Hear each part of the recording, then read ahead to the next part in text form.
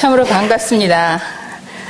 저는 이곳 원효로에서 나와서 거의 20살이 될 때까지 우리 성광교회에서 같이 신앙생활을 하다가 이제 30년이 지난 다음에 다시 이곳에 와서 말씀을 전하게 되니 참으로 감개무량합니다. 저는 성광교회를 떠난 후 약 한 10년 정도 한국에서 기독교 교육과 신학을 마친 후에 20년 정도 미국에서 살다가 한국으로 온 지는 2년이 되었습니다. 한국에 와서 신학의 선배님들, 장로님들, 권사님들, 집사님들께 먼저 인사를 드렸어야 되는데 제가 이제야 인사를 드리게 되어서 죄송합니다. 이렇게 교회에서 저를 또 초청하여 주셔서 또 말씀을 전할 수 있는 기회를 주셔서 정말 감사를 드립니다. 오늘 하나님께서 주신 본문으로 피차 하나님께서 저희들에게 은혜의 시간이 될 수 있도록 했으면 좋겠습니다. 같이 한번 기도드리겠습니다. 하나님, 저희들이 겸허한 마음으로 주의 말씀 앞에 섰습니다. 하나님께서 꼭 이 시간에 필요한 말씀으로 채워주시고 또 그것을 위하여 주의 성령께서 이 시간에 역사하여 주시옵소서. 감사드리며 예수님의 이름으로 기도드립니다. 아멘.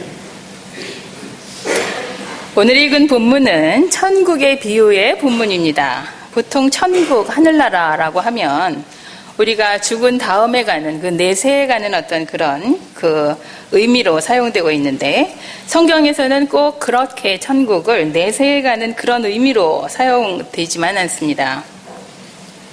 마태복음 11장 12절에 나오는 그 말씀을 보면 세례 요한의 때로부터 지금까지 천국은 침노를 당하나니 침노하는 자는 빼앗느니라 라는 말씀이 기록되어 있고 마가복음 1장 15절에는 이르시되 때가 찼고 하나님의 나라가 가까웠으니라는 그 말씀이 기록되어 있고 회개하고 복음을 믿어라 하시더라.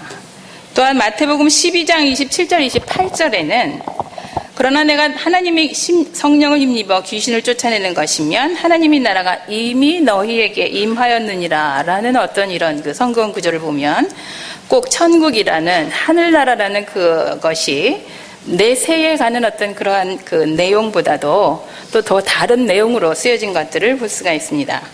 그래서 이미 학자들 간에는 이 하나님 나라라는 그 의미를 가지고 예수님께서 오심으로 하나님의 나라가 이미 이 땅에 침투해 왔다라는 어떤 그런 해석을 하시는 학자들도 있습니다. 그래서 제가 오늘 저희들과 함께 우리와 함께 그 나누고 싶은 하늘나라, 하나님의 나라라는 그 의미를 저는 이미 우리가 이 땅에 살지만 하늘나라가 이 땅에 침투해 왔다라는 그 번역으로 그 해석으로 우리가 함께 생각을 해보도록 하겠습니다. 지금 우리가 이 땅에 살지만 하나님 나라의 삶을 사는 자들의 그 세 가지 단계가 어떤 단계인가라는 것을 이 본문을 통해서 발견하다, 팔다, 사다라는 세 가지의 동사를 통해서 살펴보도록 하겠습니다. 제가 본문을 다시 한번 읽도록 하겠습니다.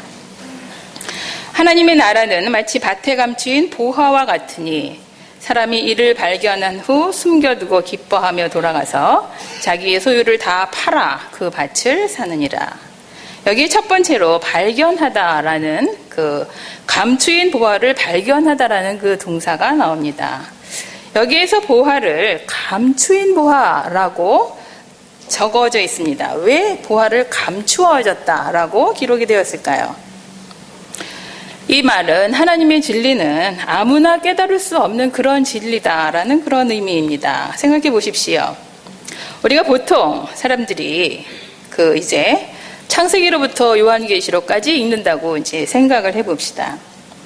그러면 우리가 첫 번째 창세기를 여는 그 순간부터 하나님께서 하루 만에 천지를 창조하셨다. 아무것도 없는 데서 해와 달과 모든 것들을 창조하셨다라는 그것이 보통 사람으로서는 도저히 이해가 안 되는 그러한 말씀입니다. 또한 그 다음 장으로 하나님께서 인간을 만드신 후에 그 기독교에서 말하고 있는 하나님이라는 그분은 사랑의 하나님이라고 늘 그렇게 사람들이 이야기를 하고 있는데 아니 겨우 과일 하나 따먹은 것으로 아담과 하와를 그 갈 곳도 없는 에덴 동산에서 쫓아내시는 그 하나님을 과연 우리가 사랑의 하나님이라고 말하는 것이 우리가 이해되는 그 부분들이 아닌 것이죠. 그러나 아담과 그 하와가 쫓겨난 다음에 더 저희들이 이해할 수 없고 받아들일 수 없는 그 부분들은 그 아담과 하와 때문에 지금 태어나는 하나도 그 죄의 환경에 물들지 않은 그 아기가 태어나자마자 죄인이라는 그 판명을 받는다는 그 사실입니다.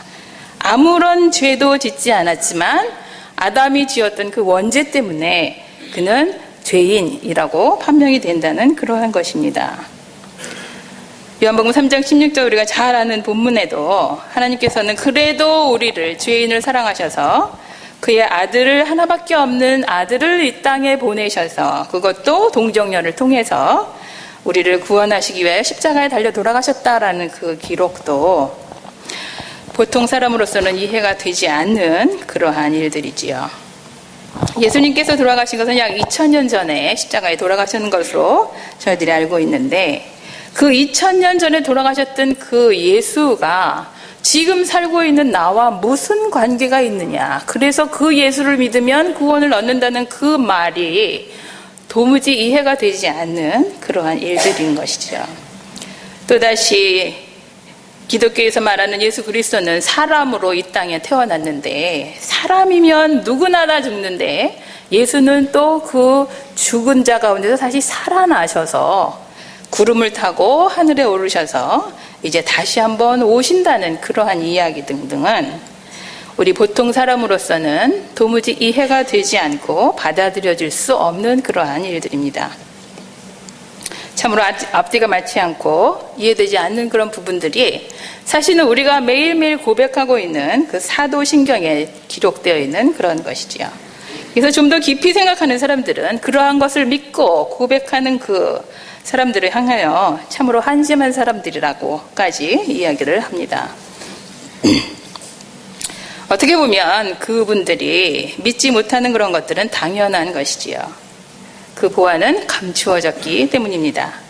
오직 하나님의 은혜만이 우리와 함께 할 때 그 보화가 깨달아지고 믿어진다는 그러한 사실입니다. 성경 에베소서 2장 8절에 너희는 그 은혜로 인하여 믿음으로 말미암아 구원을 받았으니 이것은 너희에게서 난 것이 아니요 하나님의 선물이다 라고 기록되어 있습니다. 하나님의 선물이면 위로부터 오지 않았으면 우리가 그 진리를 깨달을 수 없다라는 그러한 이야기입니다. 그러므로 복음의 진리를 깨닫는 것은 오직 하나님의 은혜만이 가능한 것인 것을 저희들이 알 수가 있는 것입니다. 여기서 제 이야기를 좀 하겠습니다. 이해하시고 양해하시고 들어주시기 바랍니다. 저도 믿는 가정에서 태어나서 모태에서부터 교회에 나갔지만 제가 19이 될 때까지 그 진리는 저에게 감추어져 있었습니다.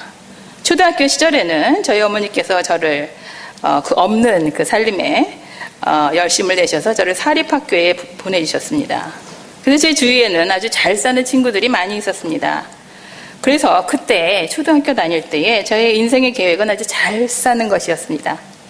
그래서 아주 우스운 이야기가 될지는 모르지만 보통 친척들이 세배하거나 그러면 그 세뱃돈을 주시잖아요. 그러면 그 돈을 쓰지 않고 꽁꽁 모아갖고 사업 자금으로 모아두었던 어떤 그런 기억들이 있습니다. 그러나 중고등학교 시절을 지나면서 저를 계속 지배하던 그 생각은 이 세상은 참으로 허무하다는 그러한 그 생각이었습니다. 70, 80, 90, 100년 이상 넘게 살면 뭐하나 다 그 다음에는 죽는데 라는 어떤 그런 그 생각이었습니다. 그래서 100년 많이 살아봤자 100년인데 그걸 뭘 아웅다웅 하면서 그렇게 열심히 사나 그냥 대충 살지라는 어떤 그러한 인생을 열심히 살아야 되겠다는 그 의지가 솟구치지 않았습니다. 그러나 대학을 진학하는 그 과정에서 시험을 다 떨어지고 난 후에 제가 이 인생을 어떻게 살아야 될지 모르는 그러한 그 낭만 가운데 있을 때에 하나님께서는 저를 만나 주셨습니다. 그런데 참으로 이상하게 하나님께서 저를 만나 주시던 날 정말 하나님께서 살아계시는구나 라는 것을 깨달았습니다. 제가 모태 신앙부터 계속적으로 열심히 믿음은 없었지만 교회 한 번도 안 빠지고 다녔는데 얼마나 많은 그 세월 동안에 하나님께서 살아계시다는 그 이야기를 주일학교에서도 듣고 자랐겠습니까? 그런데 그 하나님께서 저를 만나주시던 날, 정말 하나님께서 살아계시는구나 라는 것을 깨닫게 되었고, 예수 그리스도의 복음이 믿어지기 시작했으며, 이 세상은 저 세상과, 그러니까 영원히 사는 그 영원이라는 어떤 그런 개념이 저에게 깨닫게 되었습니다. 제가 이거를 보여드릴 텐데, 예를 들어서 이것이 이제 실이라 그러면, 저의 그 하나님을 만나기 전까지의 인생은 이렇게 된 어떤 그런 인생이었습니다. 가다가 그냥 끝이 있어지는. 그런데 하나님을 만나면서 영원히 사는 그 삶이다. 이 삶이 여기서 끝나지 않고 계속적으로 이어진다는 그 영원이라는 그 개념을 깨닫고 나서는 이 인생이 탁 이렇게 팽팽하게 되는 어떤 그런 느낌을 받았습니다. 그래서 저는 살아버렸다는 것을 발견하고, 그때부터 나의 인생은 180도 변하게 된 것입니다. 좀 더 자세하게 제가 하나님을 만난 것을 다시 정확하게 표현을 한다면, 그때 제가 만났던 하나님은 삼위일체 중에 제3위인 성령을 만난 것입니다. 제가 성령 체험을 하면서 무엇을 깨달았냐 하면, 그때까지는 이제 성부 하나님, 성자 하나님, 성령 하나님, 다 하나님 이렇게 부르잖아요. 그런데 그걸 좀 더 자세히 보면 그 기능들이 다른 것이죠. 성령, 지금 우리와 함께 하시는 하나님은 성령, 제3위이신 성령 하나님이신 것이죠. 그래서 성령 체험을 하면서 제가 깨달았던 것이, 그 전까지는 제가 하나님이라는 개념을 저 하늘 위에서 나를 이렇게 커다란 눈으로 바라보시면서, 영주야, 너 무슨 죄를 짓고 있냐? 라는 어떤 그러한 그 하나님의 개념. 주일날 너 뭐 사먹었지? 라는 그 옛날에 우리 주일날 뭐 사먹었거든요?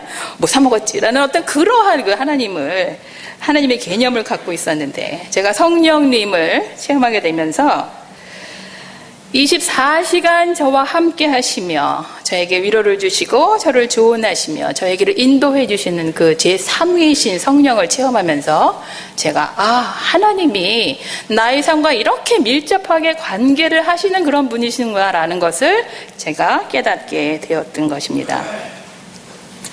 그러므로 오늘 여기 모여서 하나님을 예배드리려고 모인 우리는 하나님의 은혜를 체험한 가운데 보화를 발견한 특별한 분이시라는 것을 우리가 모두는 깨닫고 감사를 드려야 할 줄 압니다.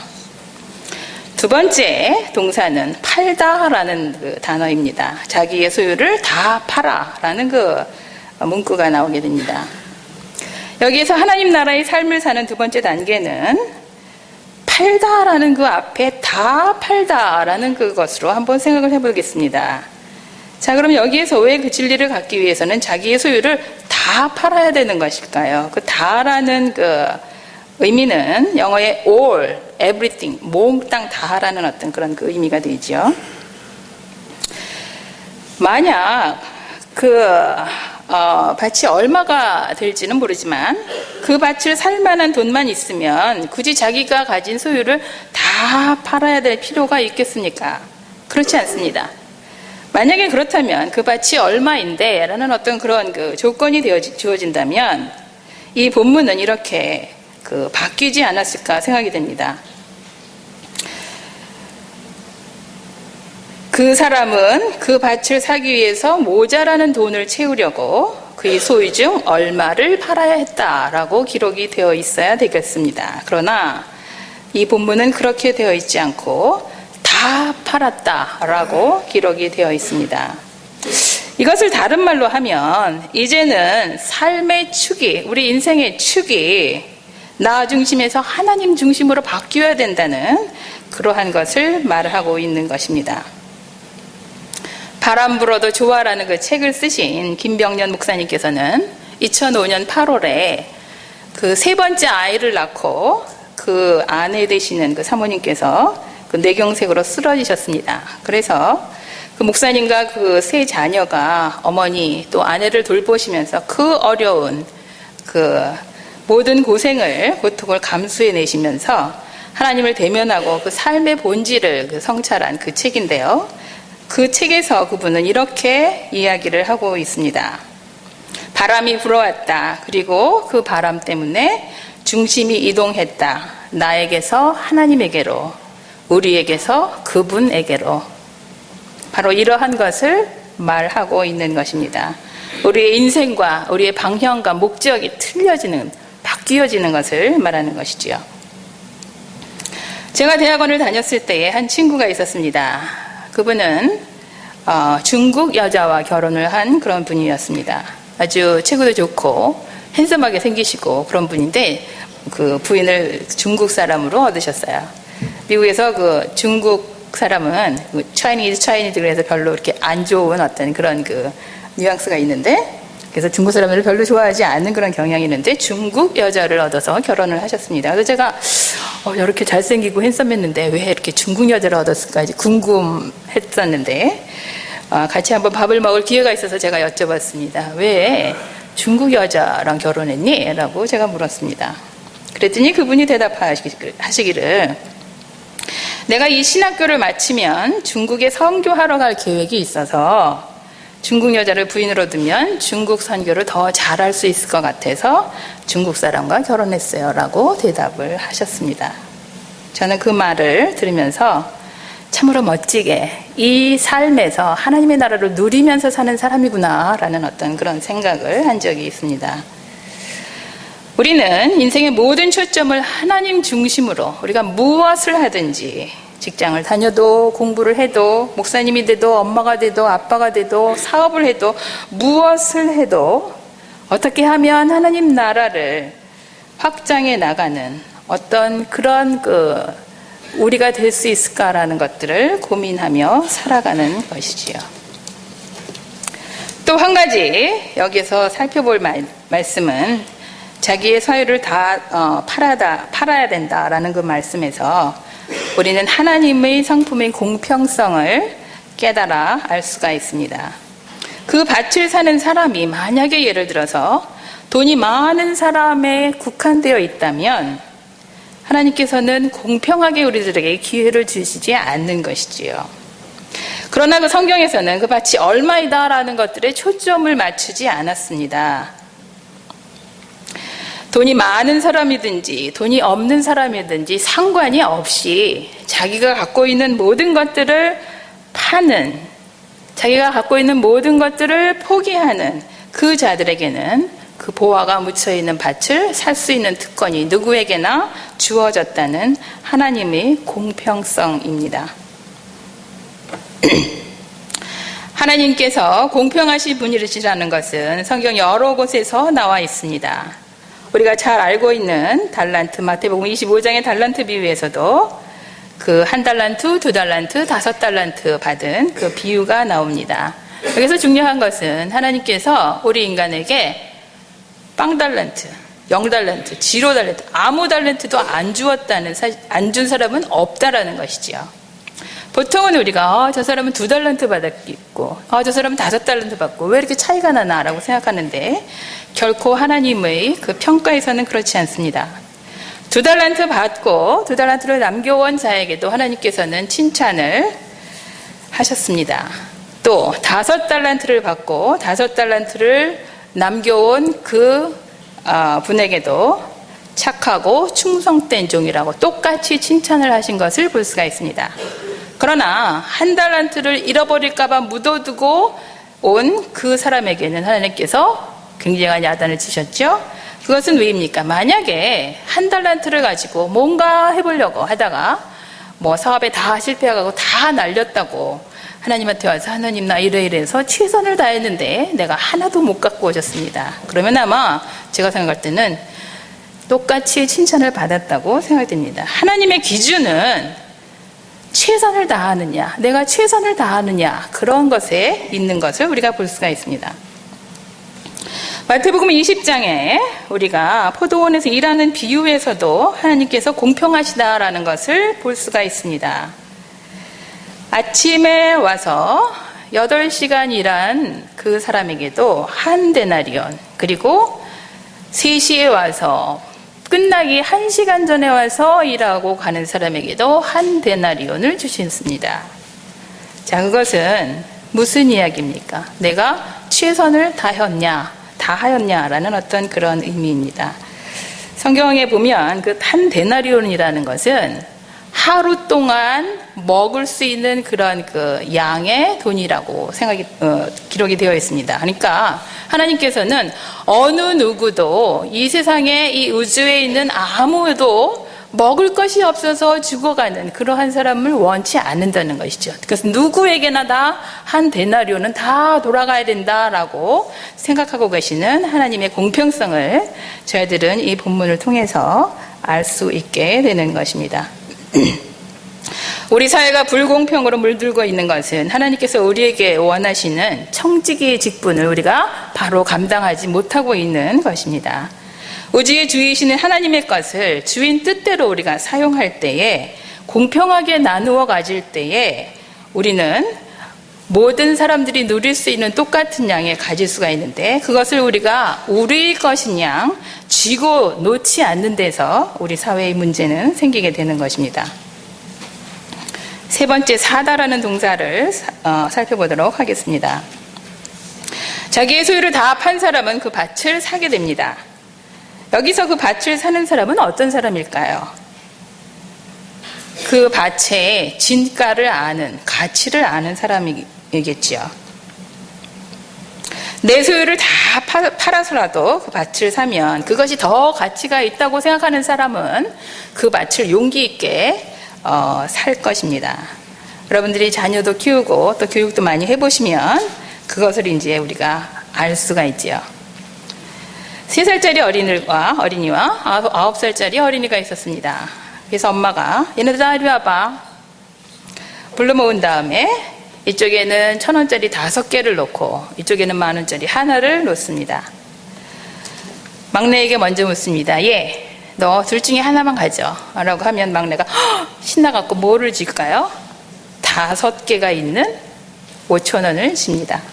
그러면 엄마가 9살짜리 된 언니에게, 예, 막내가 이거 벌써 5개나 된 거 가져갔는데 너 이거 하나밖에 없는데 너 가질래? 라고 물으면 그 9살짜리 된 언니는 양보하는 척하고 괜찮아. 그리고 그냥 그것을 쥐고 돌아서서 씩 웃습니다.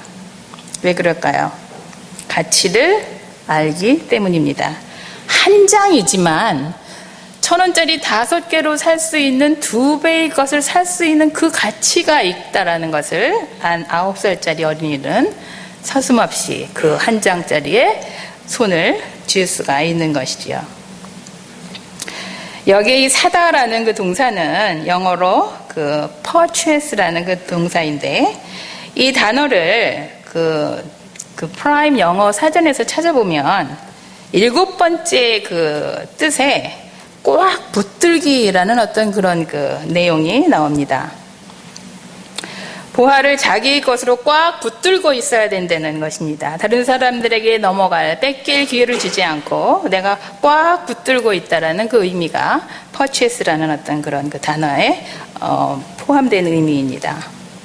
여기에 그 영어 단어인 purchase를 PUR 그 접두어를 빼고 CHASE 이것을 chase라고 이제 따로 말할 수가 있는데, 발음이 그렇게 되는데, 이 chase라는 그 뜻은 뒤를 쫓다, 추적하다, 우리가 보통 알고 있는 pursue, 추구하다라는 그 단어보다도 더 아주 강렬한, 맹렬히 뒤쫓다라는 어떤 그런 의미로 그 chase, 그러니까 여자를 아주 끈질기게 귀찮게 쫓아다니다라는 어떤 그런 의미로 이 chase라는 그 단어가 활용이 됩니다. 우리나라에도 이 체이스 은행이 있는데, 그 미국에도 체이스 은행이 있습니다.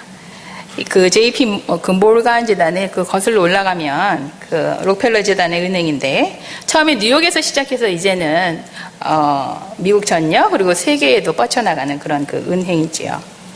제가 미국 서부 캘리포니아에 있을 때 워싱턴 뮤추얼이라는 그 은행에 이제 그 은행에 이제 통장을 만들고 있었습니다.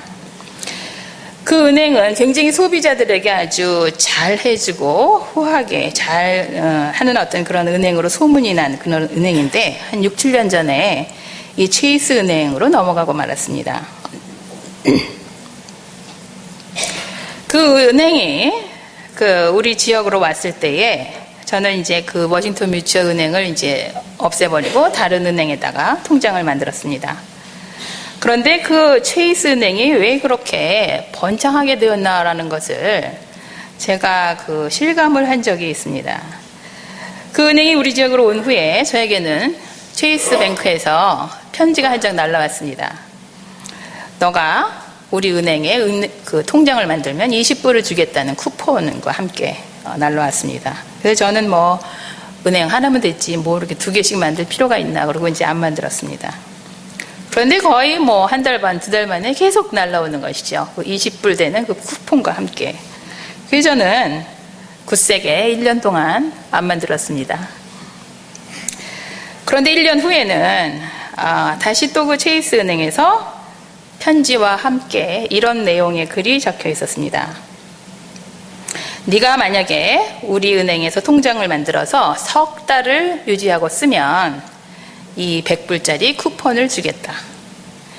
그 유학생의 그 100불이라는 거는 어마어마한 돈이거든요. 1불, 2불을 다투어 써야 되는 어떤 그런 그 돈인데 100불? 제가 거기서 넘어갔습니다. 그래서 제가 그 은행에 얼른 가서 그 은행에 통장을 하나 만들고 3개월을 기다렸다가 100불을 받은 적이 있습니다. 물론 제가 그 방법이 참으로 좋다라는 어떤 그런 것들을 말씀드리려고 하는 것은 아닙니다. 그렇지만 여기에서 제가 어떻게 해서든지 그 보화를 꽉 쥐고 악착같이 따라가겠다라고 한 어떤 그 정신은 우리가 신앙생활을 하는 데 있어서 좀 적용해야 된다고 봅니다. 진리를 따르는 길은 언제나 귀에 듣기 좋고 또 눈에 보기 좋고 먹기에 맛이 있고 아름다운 길만은 아닙니다. 때로는 다른 사람들에게 억울하게 오해를 받을 수도 있고 손가락질도 받을 수 있으며 정말 이 길이 진리의 길이 맞나라는 의심도 들 때도 있고 왜 하나님이 살아계시다면 이 사회가 이렇나라는 그러한 생각도 들 때가 있는 험난한 길일 수도 있습니다. 예수 그리스도와 함께 같이 탄 배도 죽을 것 같은 그 풍랑이 칠 때도 있다는 그러한 말입니다. 그러나 그 길에는 생명이 있고 기쁨이 있으며 빼앗길 수 없는 주님의 평강과 감사가 있고 영원으로 이어지는 그 길이기 때문에 우리는 놓칠 수 없고 추구해야 되는 그런 길입니다. 이제 말씀을 마치면서 대강절 둘째 주일을 맞으면서 예수님께서 오시는 성탄절에 우리가 어떻게 할까? 예수 그리스도를 기다리는 이 마음을 우리가 무엇을 어떻게 하면서 이 성탄절을 맞을까라는 것을 한번 생각해 보고 싶습니다. 아마도 이제는 그 보화이신 예수님을 숨겨두고 나만 가지려고 하는 그 때가 아니라 그것을 펼쳐서 그 보화를 나누는 그 길이 예수님께서 그리고 공평의 하나님께서 가장 기뻐하는 일이 되지 않을까 생각을 해봅니다. 우리는 무슨 방법으로 이 대강절을 지나면서 예수 그리스도의 보화를 나누시겠습니까? 아프리카에는 아직도 먹지 못해서 어린이들이 그 영양 실조로 죽어가고 있다는 그러한 신문의 기사들이 많이 나오고 있습니다. 또한 파키스탄에는 많은 목사님들이 하루에 복음을 전하기 위해서 서너 시간 걸어야 되는데 거기에 자전거를 하나 주면 한 20분 가서 복음을 전할 수 있는 그것 때문에 자전거 하나 달라고 금식을 하면서 기도하고 계시는 목사님들이 있다는 그 소식도 저희들이 듣고 있습니다. 인도네시아에는 양을 하나 보내주면 그 양이 커다란 자원이 돼서 대대손손이 그 자원으로 먹고 살 수 있다는 어떤 그러한 소식들도 저희들이 듣고 있습니다. 아니 먼 다른 나라 이야기가 아니고 우리 한국 땅에도 정말 겨울이지만 혼자 벌벌 떨면서 불을 묻대서 춥게 지내고 계시는 할머니들도 많이 계신다는 그런 소식들을 저희들이 듣고 있습니다. 병원에서 1년, 2년, 10년 동안 누워 계시는 그런 분들도 있고 또 여태까지 몇 년 동안이나 내 마음속에 문을 열지 않고 화해를 하지 않은 그런 친구들과 이웃들도 많이 있습니다. 어떻게 우리는 이 대강절에 예수 그리스도를 맞는 마음으로 무엇을 준비할 수가 있겠습니까? 제가 이제 아름다운 노래를 하나 들려드리도록 하겠습니다. 소개를 해드리면서 들으시면서 구체적으로 이 성탄절을 맞으면서 내가 무엇을 할 수 있을까라는 것을 한번 생각해 볼 수 있는 시간이 되시기를 바랍니다.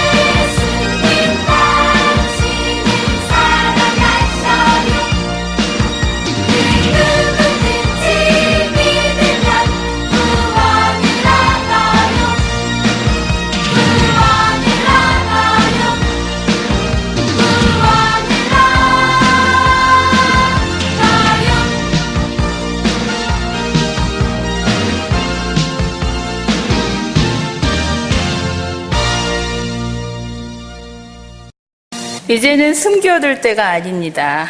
그 보화를 저희들이 열고 나누기를 계획하시는 여기 모인 모든 분들에게 하나님이 귀한 함께하심이 함께 하시기를 바랍니다. 기도드리겠습니다.